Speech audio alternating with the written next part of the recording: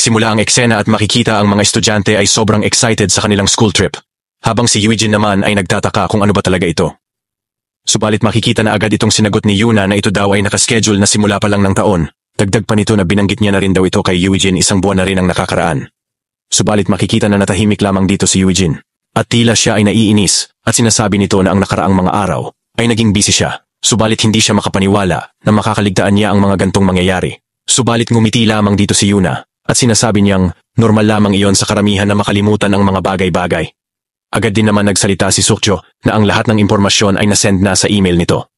At agad din naman sumagot si Eugene na i-check niya ito. Sinabi pa ni Sukjo na mukhang kailangan nilang pag-usapan ito pagkatapos ng klase at agad din naman sumang-ayon dito si Eugene. At habang tila nagkakatitigan ang dalawa, ay tila nagtataka naman si Yuna sa mga pinag-uusapan nitong dalawa.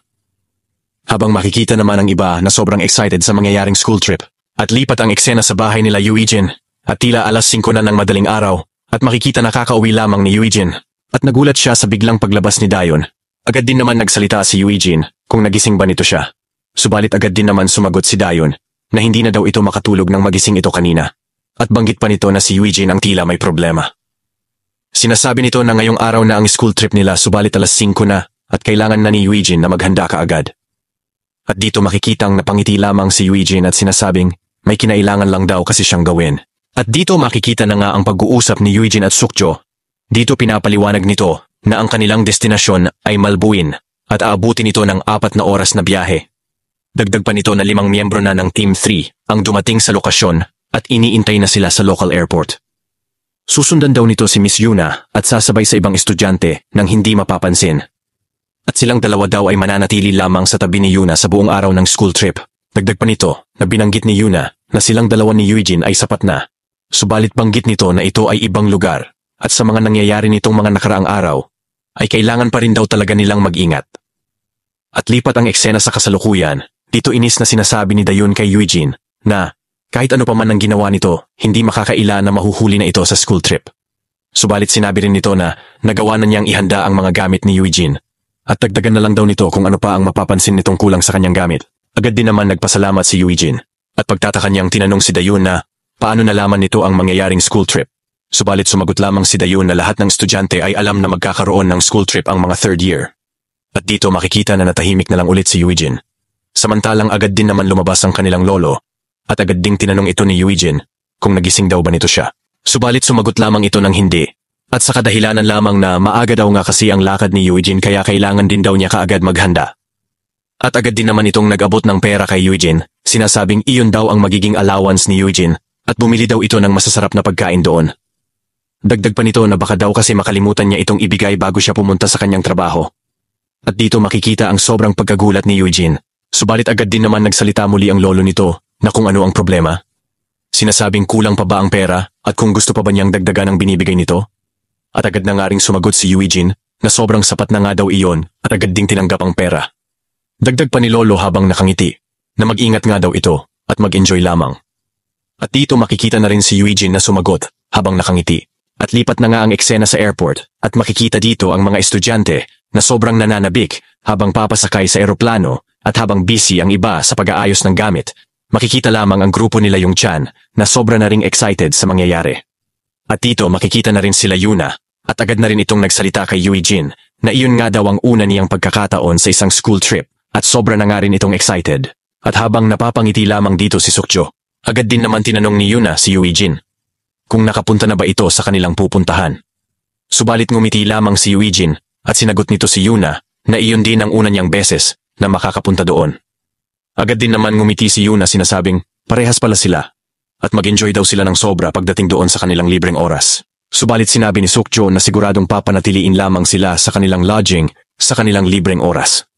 At sa kanilang paglabas siguradong kasama nila ang kanilang mga guide. At dito makikita ang sobrang pagkagulat ni Yuna sa pagkadismaya nito sa sinabi ni Sukjo.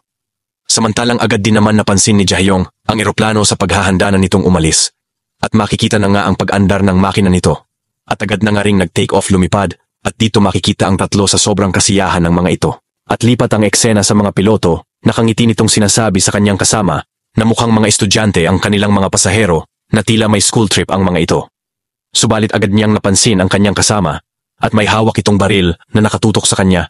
Habang sinasabing tumahimik lamang ito at gawin ang kanyang sasabihin. Samantalang makikita din ang mga kasamahan nito na tila hinostage na rin ang mga stewardess sa isang kwarto. Sinasabi pa ng mga ito na huwag gumawa ng kahit anong gulo at kung mananatiling tahimik ang mga ito, walang mangyayaring masama. Samantalang habang makikita naman ang mga pasahero na walang kamalay-malay sa nangyayari, ganun na rin ang grupo nila yung Chan. Subalit agad din itong napansin ang biglang pagkawala ng wifi.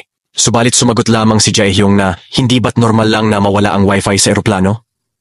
Ngunit agad na sumagot si Yung Chan na sa ganitong eroplano ay hindi dapat ito mawawala ng wifi, subalit tila nawala ito pagkatapos nitong makalipad. At agad na nga ring tumayo si Jaehyung para magtanong at humingi na rin ng maiinom. Subalit tila wala kahit isang stewardess. At agad na rin itong naupo muli. Subalit tila naiinip na ito dahil wala pa ring lumalapit sa kanila. Ngunit sumagot lamang si Yung Chan na maghintay pa sila ng konti pang minuto. Subalit sa paglipat ng eksena sa grupo nila Eugene, tila may napapansin din ito. At agad nitong sinabi kay Sukjo na wala itong napapansin na kahit isang stewardess. At dito agad nagtaka rin si Sukjo at agad pinindot ang button para sa pagtawag sa mga ito at agad ding umupo. Subalit wala pa ring lumalabas kahit isa sa mga ito at dito makikita na ngang napapaisip na rin ang dalawa. Nagsisimula ang eksena sa isang lugar at tila makikita ang maraming bantay dito. At isa na ngang sundalo na makikitang naguulat, sinasabi sa isang karakter na matagumpay ang pag-hijack sa eroplano at patungo na ito sa kanilang lokasyon. Samantalang lipat ang eksena sa eroplano at makikita ang pagtataka ni Sukjo, sinasabi pa nitong, sa ganoon kalaking eroplano na walang lumalabas na kahit isang stewardess, sa kabila ng pagtawag niya sa mga ito, tila nakakaduda na ang mga nangyayari. At habang napapaisip na ang mga ito, agad ding tinanong ni Sukjo si Eugene kung ano ang palagay niya sa mga nangyayari. Subalit makikita na agad na tumayo si Eugene, habang sinasabi na kailangan niya muna itong alamin. At agad din naman tumayo si Sukjo na sinasabing titingnan din nito ang kabilang lugar. Subalit habang papalapit si Eugene, bigla na nga ring may lumabas na isang stewardess. At habang sumusunod ang isa pa sa likod nito, agad din namang sinabihan nito si Eugene ng magalang. Sinasabing sa mga oras na yon, ay huwag na muna siyang tumayo at umalis sa kanilang kinauupuan. At habang nakangiti ang stewardess kay Eugene, agad din namang napansin niya ang isa pang kasama sa likod nito. Subalit bigla na ngang may nagsalita sa radyo. Sinasabing magkakaroon daw ng maiksing announcement. At sa pagiging parte ng Aviation Security Regulation, kukunin ng mga stewardess ang lahat ng telepono ng mga pasahero at dito makikita ang pagkabigla ng lahat sa announcement. Dito makikita rin ang pagtatanong ni Yukjin kay Jaehyung kung tama ba ang narinig niya. At habang inuulit ang announcement sa radyo, ang lahat ng pasahero ay nagtataka dahil ngayon lamang daw nila naranasan ang ganitong pangyayari. At habang makikita lamang si Eugene sa pagtingin niya sa likod ng kurtina, nakangiting sinasabihan lang muli ito ng stewardess. At habang tahimik lamang si Eugene, agad din naman itong bumalik sa kanyang upuan. At habang nagsimula na nga ang mga ito sa pagkolekta ng mga telepono, makikita naman si Yuna na tila nadidismaya sa announcement. At sa pagupo ni Sukju, sinabi niya kay Eugene na sa pagtatangka niyang tingnan ng lugar agad din siyang pinigilan ng mga tao doon. At agad din naman sumagot si Eugene na pareho lang sa kanya ang nangyari dito. Sinabi pa ni Sukju na sa pagtingin niya sa mga ito habang kinukolekta ang mga telepono, tila may kakaibang nangyayari. Dagdag pa niya na lahat ng mga attendant ay lahat nakangiti subalit kita sa kanila ang matinding pagkakaba. At dito makikita naman kaagad si Yuna na nabibigla sa mga naririnig niya sa kanila. Sinasabi pa ni Sukju na mahirap mang isipin, subalit sa pagkolekta ng mga ito sa telepono ng mga pasahero, hindi niya maiwasang isipin na tila hinahijack na ang eroplano.